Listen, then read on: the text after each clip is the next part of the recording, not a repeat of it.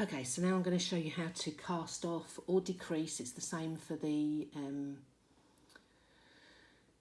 decreasing on the neck shaping. You do whatever part of the pattern you can do, just like you would normally do. You know, if you had a cable pattern and you had to decrease a stitch, you would do as much of the cable as you can. Well, you do the same. You do the same with this, and as you can see on here, I could only get the second elongated stitch in. I couldn't do the one that goes this way because I didn't have the stitches for it. So this is my back. If I was carrying on now, I would be on a row 3 or a row 7. I've actually finished on row 6. The pattern says to finish on row 2 or 6. So it doesn't matter. It's just whether you have 1 stitch here or whether you have 3 stitches here. So I'm going to cast off. I need to cast off 18 stitches. So 1, 2. And now this would be where I would do the SKPO, yeah, but I've obviously got my, sorry, I've just had to undo that and my loop's in the wrong place. So I'll show you on the next one. Let me just cast that off. I'll show you.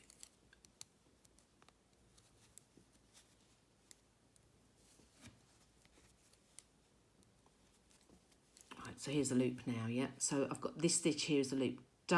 This is not a stitch, yeah. Don't count it as a stitch. It's never a stitch. Don't count it in your stitch count. Don't count it when you're decreasing.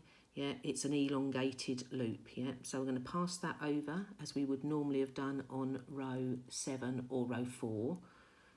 Sorry, row 3, and then I cast it off. And then I'm straight into the next one. So pull that through, put it back on the needle,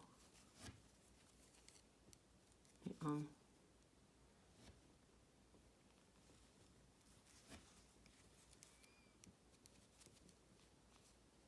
Cast off.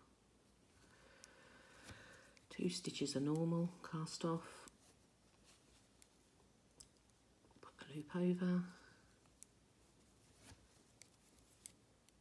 Cast off. I've now lost count on how many stitches I've casted off, so I'm going to stop there. But you can see that's your stitch looks normal. I was thinking about this last night when I was thinking about the videos, and if I was you, I might do a lifeline on this pattern, because undoing it is not easy because you've got to get the loops in the right place. So I'll do another video on how to put a lifeline in, and I would put the lifeline in on the purl row, so on row 4 or row 8. And then if you do make a mistake, you can just take the stitches off the needle and just undo to the lifeline, and then you're on a straight row. There's no loops to contend with and get in the right place. As you saw at the beginning, my first loop was in the wrong place because I'd had to undo it and I didn't put it back in the right place. So if that's in the middle of your work, that's going to be very frustrating. Hope that helps.